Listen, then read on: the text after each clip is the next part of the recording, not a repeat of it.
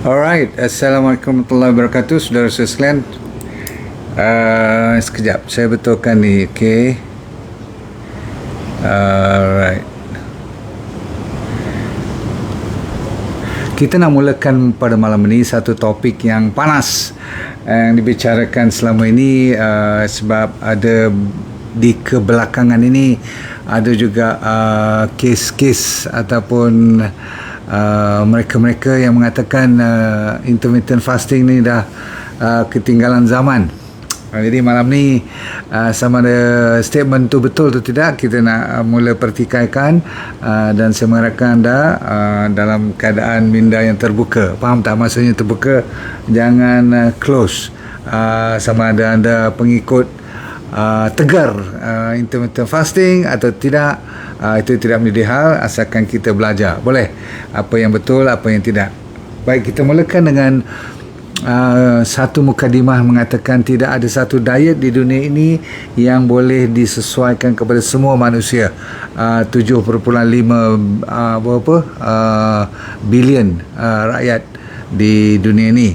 Berarti kita perlu dengan berfikiran terbuka.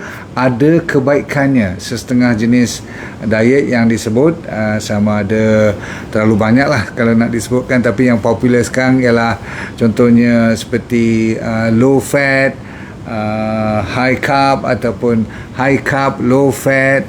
Ada setengah menggunakan perkataan paleo diet, keto diet ataupun vegan, vegetarian. Ada yang menggunakan carb cycling, carbohydrate cycling, jangan main.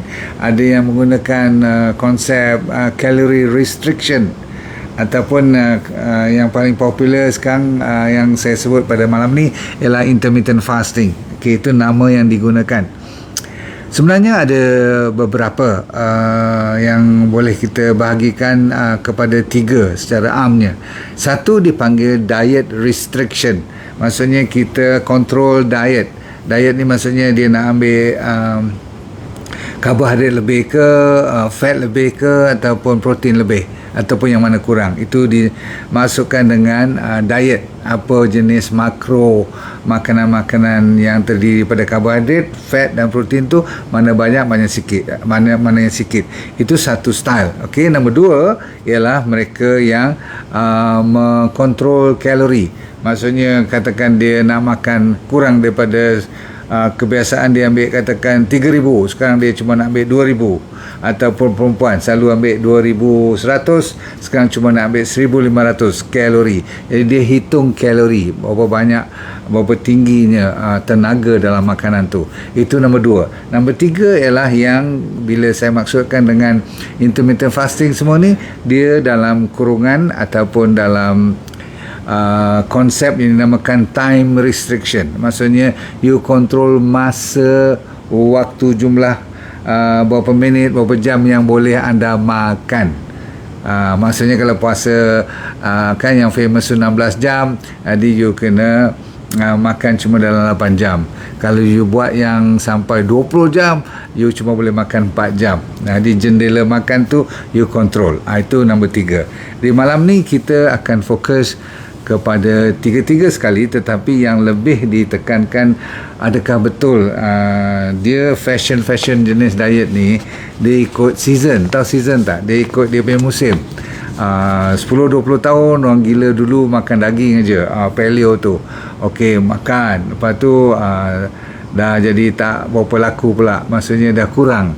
Adalah sebab-sebab tertentu, mungkin orang tak boleh tahan ke apa-apa, dia tukar ke keto pula diet. Keto ni bertahan agak lama sekarang, tapi yang lebih diperkatakan ialah intermittent fasting. Bila dikombinasikan berpuasa dalam waktu-waktu tertentu, maka dapat keputusan yang cantik-cantik. Ramai orang yang ada testimoni yang bagus-bagus, maka ia menjadi fashion yang cukup diikuti ramai. Namun dah ada kes-kes yang saya akan buka cerita pada malam ni, dan anda lah orang yang sebenarnya boleh buat keputusan untuk nak teruskan atau tidak. Sebab saya tengok dan saya baca tadi, alhamdulillah ramai juga yang mendapat manfaat yang baik-baik. ada yang tulis juga ini tak tahan, lepas 2-3 bulan dia berhenti. Itu isu yang boleh kita bicara pada malam ini. Baik, sekarang tiba masanya you dengar pilihan kebaikan dahulu. Kalau kita buat intermittent fasting, antara yang kebaikan berpuasa, kalau dari sudut agama tu satu cerita. Malam ni kita fokus dari sudut sains yang mengatakan dia boleh mengurangkan berat badan. Okey, baik, kajian telah dibuat sama ada you buat intermittent fasting ataupun you buat satu lagi konsep yang dinamakan calorie restriction. Maksudnya you control makan berapa banyak kalori, tenaga. Berarti kalau selalu you biasa ambil 2,500, you sekarang cuma ambil katakan 1,500, berarti you pun akan dapat apa yang dimaksudkan dengan lose weight. Okey, jadi kajian dibuat antara dua ni, sama ada you buat betul-betul strict, tak makan 16 jam, makan cuma 8 jam, ataupun you makan biasa, you jumlah campur-campur, hitung-hitung, timbang-timbang, you tengok dalam you punya komputer tu, hitung-hitung cuma 1,500, padahal you sentiasa selalu makan 2,500, jadi you dah kurang. Yang ni pun boleh turunkan berat badan, yang intermittent fasting tadi pun boleh turunkan berat badan. Okey, itu satu pengetahuan yang you nak pilih sekejap lagi yang mana, sama ada nak buat intermittent fasting berterusan ataupun nak ikut diet biasa 3 ataupun 4 kali sehari. Tu yang saya selalu recommend, tak lebih daripada 3 kan, katakan 3 kali sehari, tapi you makan tak banyak jumlahnya keseluruhan, itu pun dapat lose weight. Nombor 2, orang yang buat intermittent fasting, kalau betul-betul dia boleh bertahan, dia dalam 2-3 minggu dia boleh meningkatkan memori dia ataupun daya pemikiran dia, lebih boleh fokus, dia lebih, orang kata apa, clear minda dia. Okey, berbanding dengan orang yang cuma makan ikut sikit-sikit, campur-campur, kalori dia rendah, memori dia sama macam sebelum dia buat aktiviti, kalau berbandingkan dengan orang yang intermittent fasting. Jadi intermittent fasting ada kebaikan kat sini lebih sikit daripada orang yang tak buat intermittent fasting. Satu lagi, inflamasi. Tahu inflamasi? Radangan, orang yang buat intermittent fasting lebih improve kalau dibandingkan dengan orang yang tak buat intermittent fasting. Okey, saya nak tanya you, siapa yang pernah buat intermittent fasting ni, dia buat berapa jam? Anda buat yang 12 ke 14, berapa? 14, kalau 14 campur dengan 8 lah kan, dengan 10 lah, bukan, dengan 14 dengan 10 lah, betul. Okey, 10 jam makan. Tapi selalunya orang mula buat intermittent fasting ni 16 jam dia puasa, 8 jam dia makan. Okey, so anak tengok you buat berapa jam. Okey, yang kebiasaan you.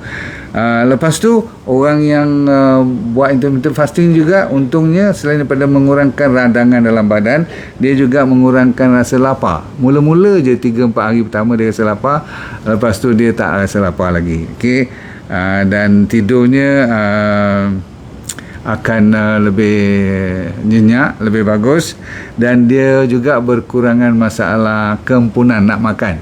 Kan kita ni kalau salah-salah bulan asyik nak makan je, tapi orang yang buat intermittent fasting, kalau dia biasa lebih daripada 2-3 minggu, dia dah mula tak rasa lapar sangat-sangat kalau banding dengan hari-hari yang biasa. Jadi bila orang kata intermittent fasting ni dah tak laku lagi tu, kat sini you mungkin kena berhenti sekejap, dengar dulu. Cuma dia ada juga, kalau orang yang tak biasa buat intermittent fasting, lepas tu pergi pula ikut diet-diet yang very strict. Very strict ni maksudnya sampai tak boleh ada flexibility langsung. Ada diet-diet yang you tak boleh ada ruang untuk makan pisang pun. Tak ada ruang untuk nak makan potato pun tak boleh. Kalau yang kata, contoh saya ambil keto diet lah kan, supaya lebih senang you faham kan, kat situ you tak boleh makan bahan-bahan yang berkarbohidrat tinggi langsung, tak boleh. dia bagi pun cuma lebih kurang 25 gram saja. 25 gram tu banyak mana sangat. Sebiji potato dah habis, burn dah, tak boleh lebih pada tu lagi dah. Yang lain semua kena bahan-bahan yang berlemak atau berminyak ataupun berprotein. Cuba anda fikirkan kenapa diet-diet yang strict macam ni kena hati-hati. Sebab kalau you boleh bertahan dari mula sampai sekarang, you tak ada komplain, no problem. Bagi saya, silakan. Saya ulang, saya tidak menghakimkan mana-mana diet yang lebih baik pada yang satu lagi. Bahkan D&D diet saya pun ada kekuatan dia, ada kelemahan dia. Kekuatannya ialah you pasti akan dapat semua ni, yang kurangkan berat badan, hilang inflamasi, lawan diabetes, lawan high blood, semua kan. Untuk kanser pun kita ikut D&D diet kan. Kelemahan ni juga macam biasalah, setengah orang tak tahan. Asyik nak makan sayur, nak makan buah, nak minum air, celery kan. Malam kita minta puasa, itu pun intermittent fasting juga. Lepas pada pukul 8 malam kan kita puasa sampai pukul 7-8 pagi tu, waktu duha baru kita boleh benarkan diri kita makan, ataupun sekurang-kurangnya minum air dulu. Jadi kalau you boleh tahan lama sikit, you punya breakfast tu, you dah puasa lebih daripada 12 jam dah. Daripada pukul 8 semalam sampai pukul 8 pagi ni dah 12 jam. Lepas tu puasa hari Isnin pula, puasa hari Khamis pula lagi, dengan hari putih pula lagi, you dah diiktiraf sebagai intermittent fasting punya member. So intermittent fasting ni bukan satu benda yang terlalu advance. Orang kata apa, terlalu benda baru sangat. Benda tu memang dah ada pun. Bahkan kalau ikut agama kita kan disunahkan kita puasa Isnin, Khamis semua tu, itu pun kita ikut. Jadi tuan-tuan sekalian, jaga baik. Kalau you dah ada sampai peringkat sesama selalu bila buat diet-diet macam ni, kalau nak ikut sangat pun, berarti diet tu tak sesuai untuk you. Satu, cold and cough, selalunya lebih pada sesama lah. Nombor dua, kalau you jadi moody, tak payah buat. Kalau you asyik nak baling file je, nak tendang pintu lah, nak marah orang lah, sensitif lah, tak payah buat. Okay? Kecuali kalau cuma you buat 3-4 hari pertama je, you rasa tak sesuai lagi kan, mungkin you hot sikit, ataupun putih panggil you hangry. Hunger campur angry campur anger jadi hangry. Orang yang hangry kalau 2-3 hari tak apa, tapi kalau lebih pada seminggu masih lagi marah-marah semua tu, tak payah buat. Diet tu tak sesuai untuk you. Ataupun you pening kepala, dah dekat 2 minggu masih duk pening lagi, apa hal ni, faham tak? So tak payah sampai nak teruk-teruk, sampai tak boleh enjoy hidup you. Lebih baik you ikut yang 3-4 kali makan, tetapi makannya jumlah-jumlah kalorinya mesti berkurangan daripada biasa yang you makan dulu, baru boleh nampak keuntungan, boleh dapat manfaat. Faham tak faham ni? Kena kurang kalori tu. So kalau pening, salah. Kalau you ada stomach acid, rasa macam pedih je perut you, selalu nak kena balik gastrik, nak kena balik GERD you semua tu, saya rasa tak payah. Okey. Satu lagi, you punya gout selalu menyala balik. Bila puasa je menyala, Memang terkenal orang yang berpuasa, bila you dehydrated, tak cukup air, dan you pun tak suka makan vegetable. Sebab orang yang ada masalah bila berpuasa ni, dia senang kena gout atau uric acid dia naik balik, you kena slow down. Maksudnya you tak payah buat lah sampai 14-16 jam semua tu, faham? Mungkin you belajar buat 10 jam dulu, relax, ataupun buat puasa air dulu. Ini memang Tuhan pun faham. Kalau dia dah bagi kita gout, kalau you dehydrated, kering badan, gout tu menyala, you terpaksa minum dahulu. Jangan nak ikut diet yang menjahanamkan ataupun menyalakan penyakit-penyakit you yang terpendam selama ini. Bila puasa dia naik balik, pun tak digalakkan. Baik, ada 3 lagi. Kalau you suka mual, jadi diet yang you buat intermittent fasting ni pun boleh menyebabkan you mual. So berhati-hati. Kalau you rasa nak pitam, lagi jangan buat. Okay, biarlah orang nak kata tak masuk fashion ke, tak masuk geng ke, kata kat dia orang, ni kau orang punya sesuai, tapi aku tak sesuai. Boleh tu. Dan last kali, kalau rambut dah mula luruh, hair loss, faham, gugur rambut, diet ni tak sesuai untuk you. So sebenarnya saya menceritakan ni sama ada dia laku tak laku intermittent fasting ni, itu pendapat fashion, fashion makan, diet, bukan pakaian saja. Yang orang cakap pasal ada season ni nak pakai macam tu macam ni, tapi makanan, minuman dan gaya hidup kita pun kena kita ikutkan. Dia ambil masa 20-30 tahun dia akan bertukar. Sekarang dah mula nak bertukar lah ni. Orang dah mula setengah tu dah mula mengamuk yang tak dapat impact yang dia nak. Saya dah kata tadi, ada orang dan masih banyak lagi orang yang mendapat manfaat. Betul tak? Dari dalam you punya PM, DM semua saya baca tu pun ramai juga kata happy. Okey, bagus. Tapi soalan yang paling besar malam ni kita sambung soalan yang paling besar ialah, adakah anda boleh bertahan? Yang risau saya ialah apa saja you ikut mestilah benda yang boleh bertapak dalam gaya hidup you secara jangka panjang. That means long term. Bukan dalam masa beberapa bulan lepas tu you give up. Itu tak selamat lah diet macam tu. Sebab apa, kadang-kadang you ikut, kadang-kadang you tak boleh ikut. Dia yo-yo tu, yang tu lebih bahaya daripada orang yang kontrol dietnya tetapi dia buat secara istiqamah. Dia tak buat intermittent fasting, dia makan breakfast tapi dia makan lunch dan dia makan dinner juga, dan kadang-kadang petang pun dia ada break. Kudapan dia tu pukul 10 pun ada break pagi tu, tapi dia makan tu pilihannya cukup cun, makanan-makanan yang semua berasaskan daripada makanan yang tidak diproses langsung. Kalau karbohidrat pun dia ambil karbohidrat yang banyak serat, dan body weight dia cantik, dia punya badan rasa ringan kan, dia kan biasa juga dia tak rasa lapar sangat, dia dapat impact macam orang berpuasa juga. Saya ulang, dia dapat impact, dapat hasil yang sama macam orang berpuasa juga kan. Kajian telah dibuktikan perbezaan antara orang yang berpuasa dengan orang yang makan macam biasa, ikut diet dia sendiri tapi dia punya kalori dia kontrol, maka sama-samalah. Kalau kurang kalori, yang ni pun kurang jumlahnya seharian, yang ni pun kurang, dia punya hasilnya nanti, dia punya resultnya nanti sama. Perbezaan kalau ada pun sikit sangat.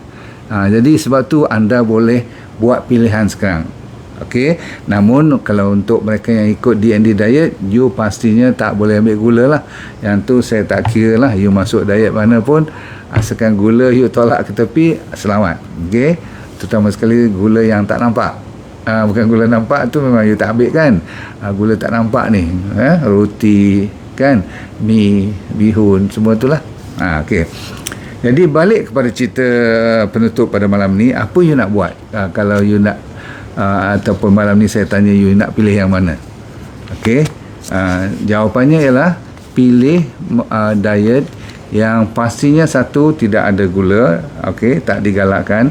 Nombor dua, susu tetap, sebab ini dah confirm ada bahan-bahan yang merosakkan badan, ataupun daging-daging yang bukan organik. Memang banyak injection yang tu dah dikenal pasti, growth hormone, antibiotik, ada lagi macam-macam lagi untuk ketumbesaran yang cepat besar, semua tu hormon-hormon tu semua, tu you dah confirm tahu pun. Okey, baik, so pendekkan cerita, as long as you makan benda yang whole food, makanan yang tidak diproses lebih banyak daripada makanan yang proses. Tak boleh lari kan, kadang-kadang kena ada juga kicap lah sikit, kadang-kadang makanan dalam tin macam nak ambil kacang kuda pun saya nampak yang dia orang serve kat saya, kadang-kadang dia ambil daripada tin. Jaga baik-baik, okey, berhati-hati. So bila orang kata intermittent fasting ni macam dah tak boleh pakai dah sekarang, saya rasa belum masanya lagi kita tolak. Sebab apa? Kesan sampingannya tidaklah begitu menerukkan, walaupun saya dah list tadi hampir 7 ke 8. Ingat tak yang saya kata moody lah, sesama lah, pening kepala, mual, nak muntah, nak pitam, rambut lurus, semua tu. Kalau Kalau betul jadi pada you, jangan ikut, berarti you tak sesuai langsung. Jadi untuk you yang tu memang tak laku lagi dah, intermittent fasting tak boleh ikut. Tetapi kita punya fasting belah malam antara pukul 8 lepas isyak tu sampai besok pagi itu diteruskan, tak ada masalah sebab you tak makan pun malam-malam kan. Dan jangan lupa ikut air yang saya bagi tahu berapa banyak. Hydration tu make sure bila dahaga jangan tak minum air, tu betul. Tidur tetap kena cukup, exercise ringan-ringan no problem, matahari, dan yang penting stres. Lebih pada tu, intermittent fasting kalau ditanya malam ni boleh ke tak boleh ataupun patutkah kita nyahkan dia, jawapannya no, masih lagi boleh dipakai dengan syarat you tidak bermasalah kalau you ikut, dan you boleh sustain. Jangan nak ikut orang buat sampai 20 jam, you pun nak buat 20 jam. You cuma boleh buat 12 jam, cantik, cun 12 jam lah. Paling kurang 12 jam kan, 12 hingga berapa? 12 hingga 16 jam, itu yang paling tepat. Okey.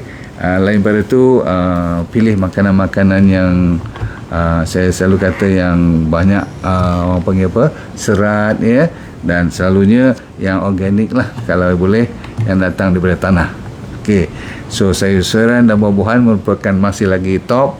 Dalam intermittent fasting pun bila dia break, dia selalu juga sukakan kepada buah-buahan dan sayur-sayuran. Cuma mereka kalau yang keto diet, buah-buahan tak dibenarkan. Masya Allah. Yang kat situ yang saya jadi tak berapa setuju kat situ. Okey, lain tu masih boleh diterima pakai. Baik, semua dah buat keputusan. So siapa yang buat intermittent fasting tu, kalau you tanya saya, masih boleh teruskan, tak ada masalah.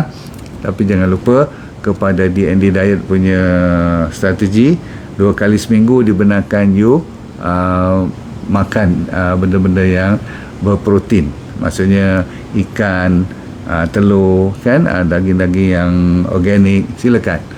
Okay, so jangan terlalu pening kepala bila orang buat satu statement, sebab saya tengok dalam ni lah, dalam social media dah mula sibuk tentang intermittent fasting. Orang kata apa, tak boleh pakai lah semua tu. Tak, selagi mana ada perkataan puasa, saya masih support, sebab puasa adalah antara penawar untuk pelbagai jenis penyakit. Assalamualaikum warahmatullahi wabarakatuh. Saya mendoakan dunia anda bahagia, akhirat anda syurga. Senyum jangan lupa, itu sebenarnya ubat yang terbaik. Okay?